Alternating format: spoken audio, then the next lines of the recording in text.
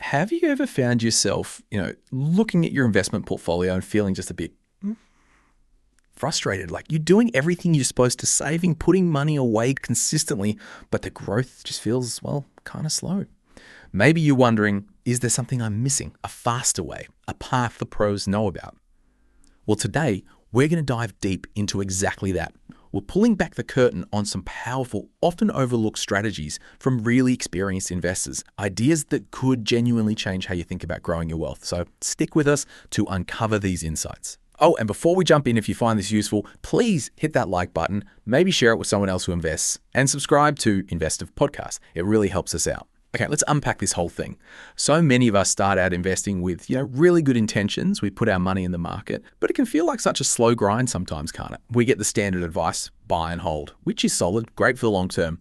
But what if you're looking for something a bit more dynamic? What if you really want to see that portfolio accelerate? That's a really common feeling, and it gets right to the heart of what a lot of investors are searching for. And while that traditional long-term advice is absolutely crucial, like foundationally important, it doesn't always satisfy that desire for, let's say, faster growth. What we're seeing from our sources today is that fast doesn't have to mean reckless, not at all. It's more about being strategic, being informed. It often involves looking beyond the usual playbook. Take Mitch Shoesmith, for instance. He makes a great point. Investing is fundamentally about making your money work harder than just sitting in cash, especially with inflation.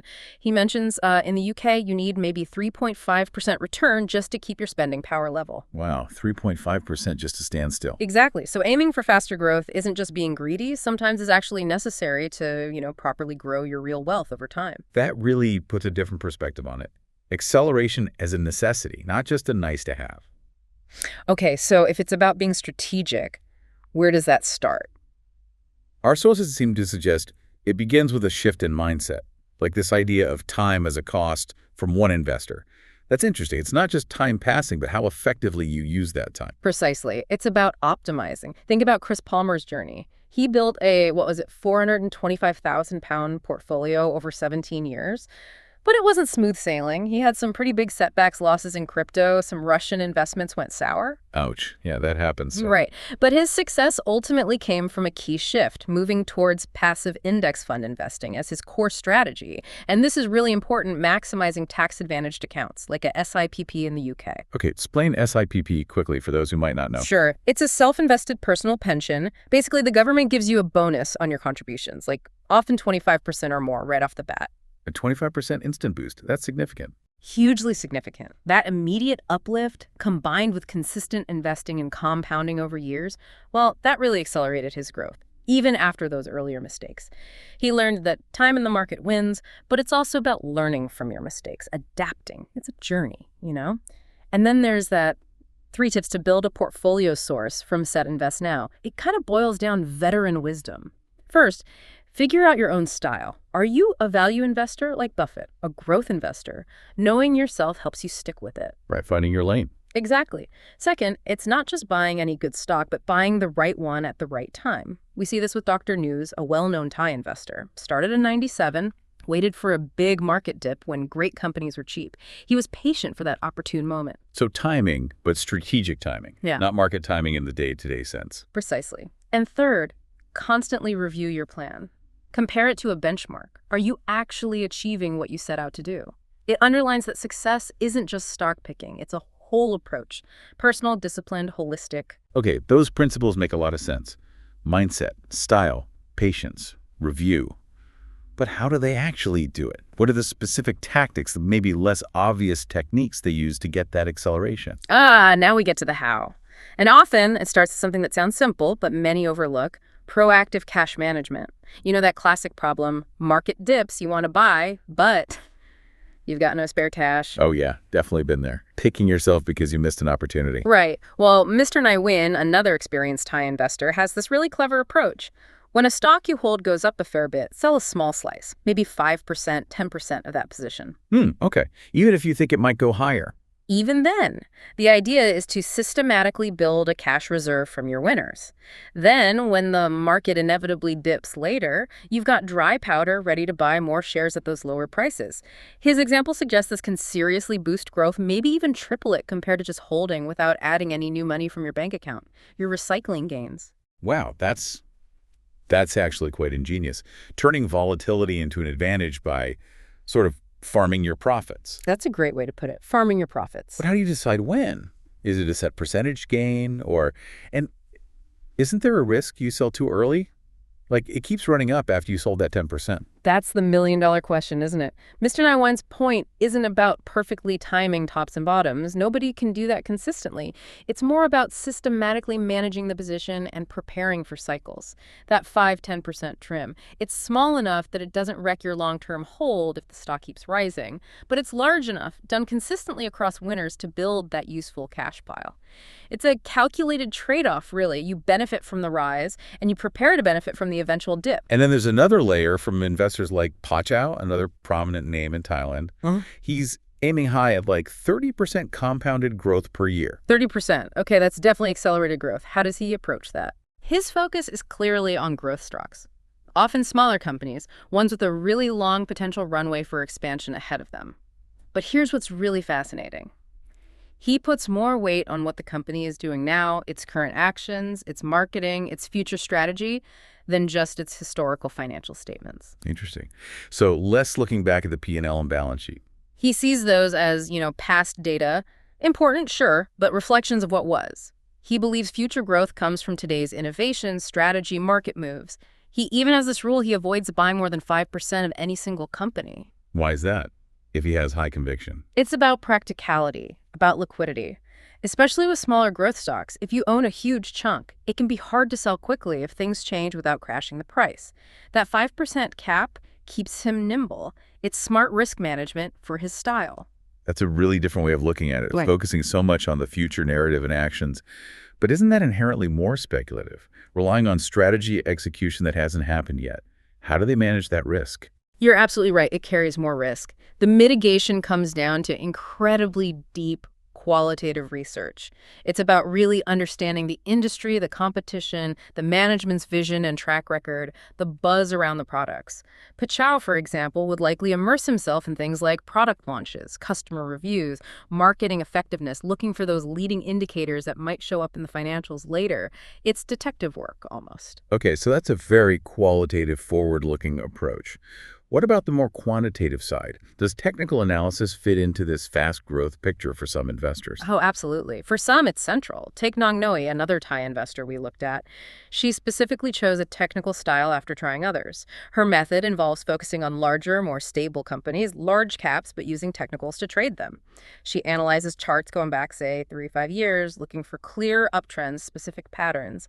Then she meticulously plans her entry and exit points. And this is key. She uses strict cut-loss strategies. Right, setting a stop-loss level beforehand. Exactly. Predetermining the maximum loss she'll accept on a trade and getting out automatically if it hits that point. It's about preventing small losses from becoming big ones. She also waits for trading volume to confirm breakouts. Wants to see conviction behind the move. It's a very disciplined, momentum-driven style.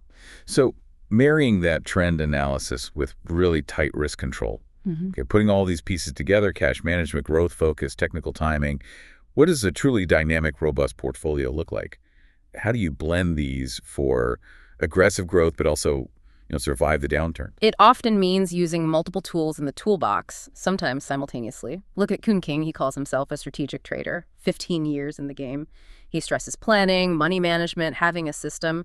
Rather than just trying to guess the market's next move, he diversifies commodities, stocks, futures, and crucially, he uses options. Options. Yeah. They can seem complex to many people. How does he use them? In a couple of really smart ways. First, sometimes as insurance. He might buy options that pay off if his main holdings go down, cushioning the blow. Second, he sells options to generate income. This creates a steady cash flow, which, and this links back to an earlier point, helps him hold on to his core trending assets for the long haul without being forced to sell during dips. He uses this GRD trading system, which sounds like a systematic way to manage risk and allocate capital consistently. It lets him run both trend-following strategies, trying to capture big moves, and sideways trading strategies, making money when things are range-bound at the same time. So he's equipped to potentially profit, whether the market's trending strongly or just chopping around. That seems to be the goal. It's a really adaptive approach, combining different strategies to aim for consistent profits across various market conditions. It definitely sounds like a step beyond basic investing. It's a blend of calculated aggression, being flexible, and having really sophisticated ways to manage the downside. You're not just buying and hoping, you're actively trying to shape the portfolio's behavior. Exactly right. This kind of accelerated growth we're talking about isn't usually about finding one lucky stock. It's built on deep understanding, careful planning, disciplined execution, and using the right tools for the job while always managing that risk. We've covered some fascinating strategies here. But listening to all this, it feels like there's something deeper going on too, an underlying mindset. What's the psychological piece, the sort of emotional intelligence that separates these investors? The part maybe people don't talk about as much. You've hit on something vital. It often comes down to profound discipline and unwavering patience. Kun King highlights this so well. He explicitly warns against that get-rich-quick mentality. He urges people to think in terms of 5-10-year goals, realistic timelines, his own journey from a small start to an 8-figure portfolio. He credits a lot of it to having consistent cash flow from other sources. Ah, okay. So income outside of the portfolio itself. Yes. That steady income meant he wasn't reliant on his investments for daily living expenses. It allowed him to hold something like Bitcoin from, say, $3,000 all the way up to $60,000 without panicking during the massive swings. Because he didn't need to sell. Exactly. He argues that without that financial cushion, most people simply couldn't stomach the volatility. They'd sell way too early, locking in small gains or even losses, just because the pressure gets too intense. That's such a critical point. It's not just picking the right asset, it's having the financial and emotional strength to actually hold it long enough for the thesis to play out through all the ups and downs. Yeah. That's often overlooked. It really is. And Toby Newbat reinforces this from a slightly different angle. He champions that long-term perspective thinking in terms of 5 years, ideally more. He points out correctly that short-term market moves are basically unpredictable noise. Most losses are just on paper until you actually sell. And the historical data is clear. The longer your investment horizon, the lower the probability of actually losing money, especially in diversified investments. So time heals most wounds in investing terms. Pretty much. And like Buffett, Newbat is a big fan of low-cost, diversified index funds as a core holding. He advocates for making investing automatic, consistent. Treat it like paying any other bill. Just set it up and let it happen month after month. It's that discipline habit, building wealth quietly in the background, that creates the solid foundation. Then maybe you can layer some of these more active strategies on top if that fits your style and risk tolerance. Okay, as we wrap up this deep dive, there's a really interesting thought that lingers, especially from Porchow's approach. This idea of prioritizing a company's future actions and market perception over its historical financials. Yeah. And it does make you question things, doesn't it? What's your final take? How much should we challenge our own reliance on traditional metrics if we're really serious about accelerating portfolio growth? Could looking only backward actually limit our view of the future? It's a really provocative question, isn't it? When you see experienced investors like Porchow effectively saying, look, the past is the past. What matters more is what they're doing next. It certainly challenges that conventional wisdom heavily reliant on historical data. It pushes us to ask, are we potentially missing huge future growth stories because we're too focused on lagging indicators? Maybe true acceleration requires a bit more forward-gazing, analyzing innovation, leadership, market positioning, alongside the traditional numbers. Food for thought, definitely. Absolutely. Wow, this has been incredibly insightful. It's so clear that boosting portfolio growth faster isn't about some magic trick or chasing hype. It's really about smarter strategy, serious discipline, and understanding these often unspoken principles.